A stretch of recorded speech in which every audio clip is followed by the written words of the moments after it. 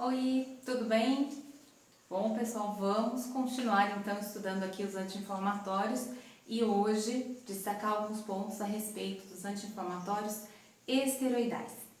Então, esse nome esteroidal se deve à natureza química desses anti-inflamatórios que se assemelha a alguns hormônios que nós temos, chamados de hormônios esteroidais, que tem um núcleo esteroidal, o núcleo lá do colesterol.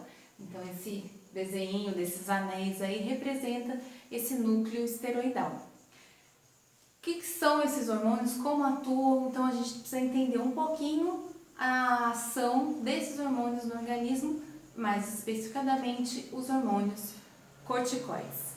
Muito bem, as nossas adrenais ou suprarrenais são glândulas que estão ali em cima dos rins e elas produzem na sua medula, na parte de dentro, no meinho, adrenalina, mas na sua parte cortical, na parte mais externa, elas produzem cortisol e aldosterona.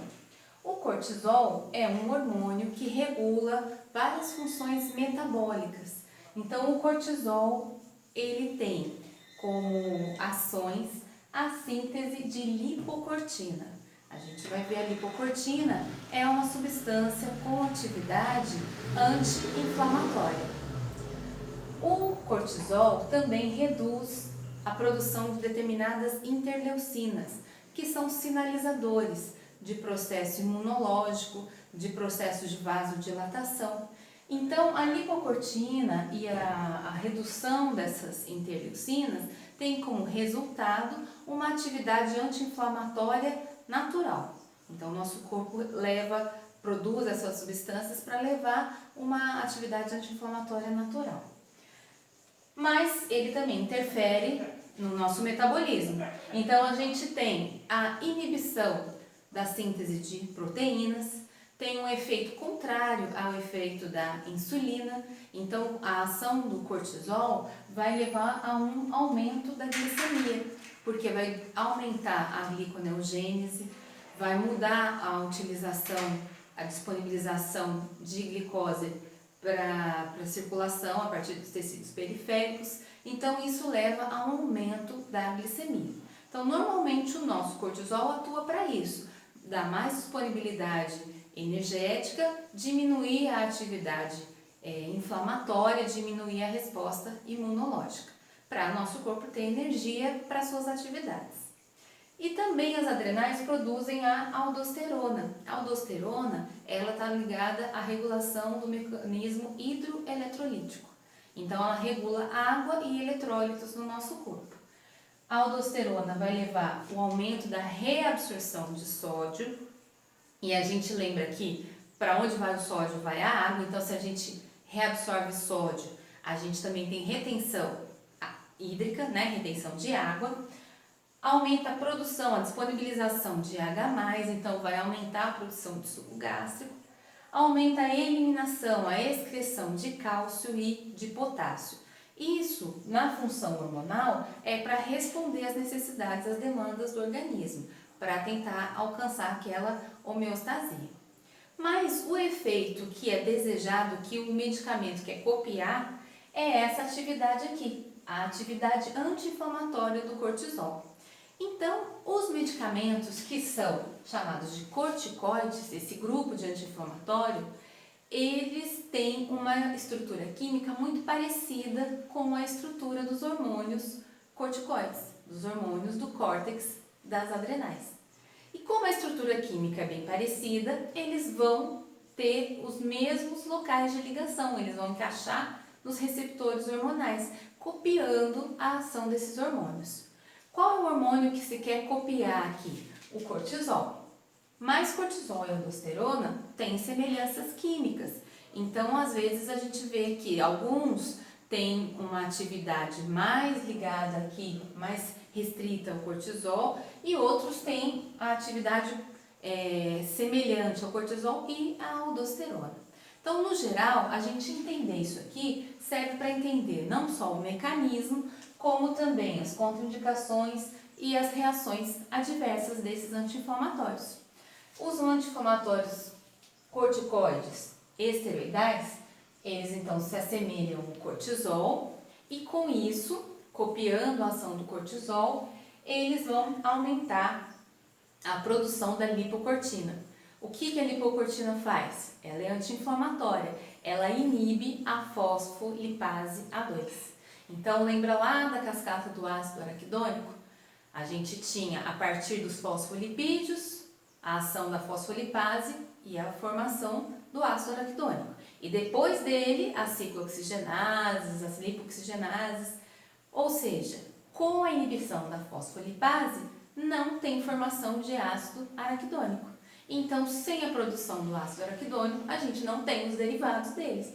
Nem os derivados por ação da ciclooxigenase, prostaglandina, prostaciclinas e tromboxanos, e nem os derivados por ação da lipoxigenase, os leucotrienos.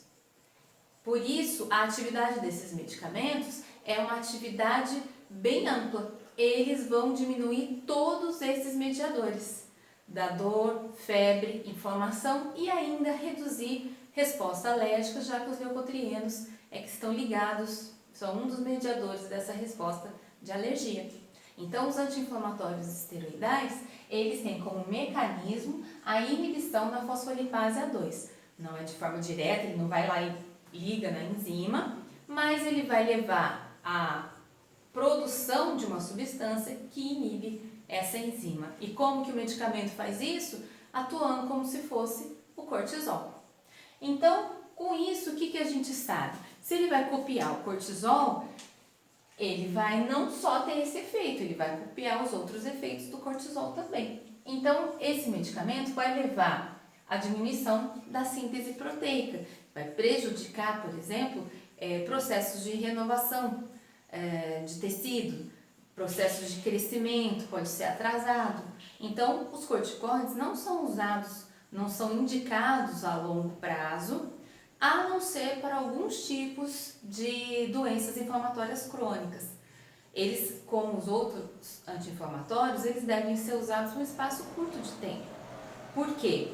Eles vão aumentar a glicemia, vão aumentar a pressão, vão levar a uma característica física que é bem particular, é bem própria de quem usa medicamento corticoide por bastante tempo. Então, leva uma distensão abdominal, a uma projeção aqui da cervical, enfraquecimento da musculatura, dores musculares, uma retenção hídrica. Esse aumento da glicemia também pode predispor à mudança da sensibilidade dos receptores e um quadro de hiperglicemia que seja mais grave.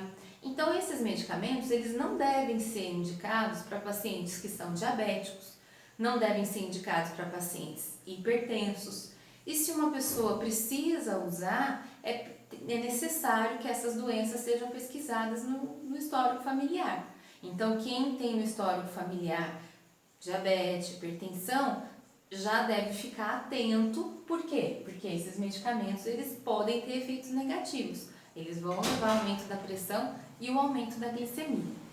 Além disso, a gente vê algumas reações adversas, como diminuição ou atraso do crescimento, a diminuição da calcificação, como copia um pouquinho a ação da aldosterona, diminuindo o cálcio, isso também leva a uma maior fragilidade óssea.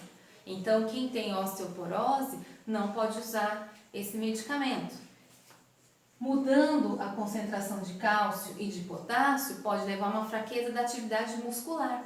Então, isso fragiliza a musculatura esquelética, tanto esquelética quanto estriada cardíaca, pode levar a problemas cardíacos. Então, um paciente que tenha miastenia, que tenha problemas musculares, ele não deve usar corticoides.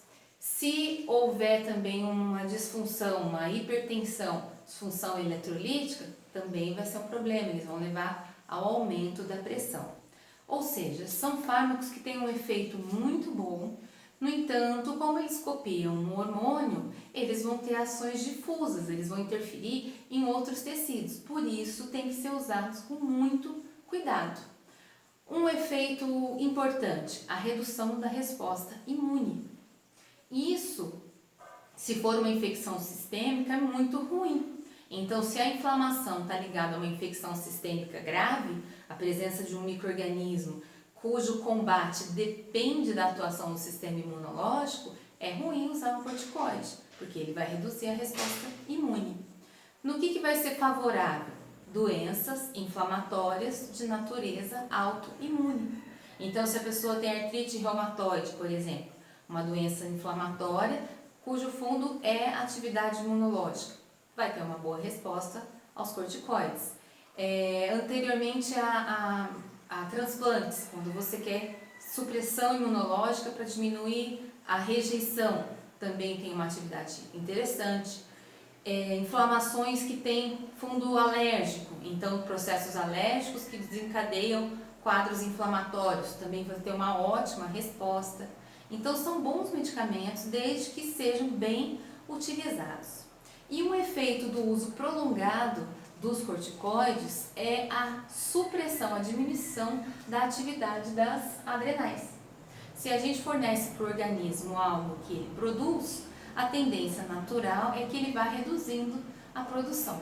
Então, se a pessoa tira de uma vez o medicamento, ela vai ter os efeitos da redução desses hormônios. É preciso que a retirada seja gradual para dar tempo do organismo restabelecer a produção normal dos hormônios cortisol e aldosterona. Então, quando usa o corticoide, por isso que tem aquela recomendação, toma dia sim, dia não, vai reduzindo as dosagens, porque assim vai dando tempo do organismo restabelecer os níveis hormonais. Se esse uso for por muito tempo, pode haver até uma supressão definitiva da atividade dessas glândulas. Então, o uso prolongado, ele deve sempre ser feito com um acompanhamento, em casos determinados, quando os benefícios superam os malefícios, né, os danos, os efeitos adversos causados. A gente também tem que ficar atento para outras formas de utilização, então a possibilidade de aplicação intraarticular, então um efeito direto nos locais de inflamação, a aplicação dos corticoides num caso específico, que é o caso das gestantes com programação de parto pré-termo, então vai ter o bebê, né, antes do tempo, vai ser uma criança que não vai ter tempo para produzir o surfactante pulmonar, não vai passar o último mês de gestação. O corticoide na mãe vai induzir ao filho a produção desse surfactante, então previne uma síndrome respiratória no recém-nascido, que seja, né, prematuro. Então é uma aplicação bem diferente, fora do comum, mas bastante importante. E ficar atento também para as diferentes formas farmacêuticas. Então, se são lesões alérgicas, inflamatórias de pele, a gente tem uma série de corticoides em preparações para uso tópico. Se você tem preparações tópicas, você tem menores efeitos adversos sistêmicos. Alguns para o sistema respiratório, onde a gente vê muita inflamação associada com alergia. Tem também aqueles que vão direto para o sistema respiratório. Então, as formas lá de bombinhas, né, que vão também diminuir os efeitos adversos sistêmicos. E é claro, com as mudanças na estrutura, a gente tem os fármacos mais novos muito mais voltados para a atividade anti-inflamatória. Então, a especificidade foi aumentando mais. A cortisona, né, a hidrocortisona, o mais antigo, tinha muitas, praticamente todas essas reações do hormônio. Hoje a gente tem outros que têm menor atividade mineral corticoide, então essa atividade da aldosterona é quase não observada. Um efeito glicocorticoide, um efeito do cortisol muito maior. Caso da prednisolona, prednisona, que são corticoides aí mais novos. Então são grupos importantes, se bem aplicados têm um efeito muito bom, mas eles têm que ser usados com muita atenção e muito cuidado. Então dá uma revisada nos efeitos dos hormônios e aí vocês tentem estabelecer as contraindicações e as reações adversas. Ou ao menos deem uma olhada em alguma bula de medicamento e tentem ver se vocês compreenderam, tentem explicar aí esses efeitos, né, desses medicamentos, desse grupo. Tá ok? Obrigada, gente. Até mais. Beijo.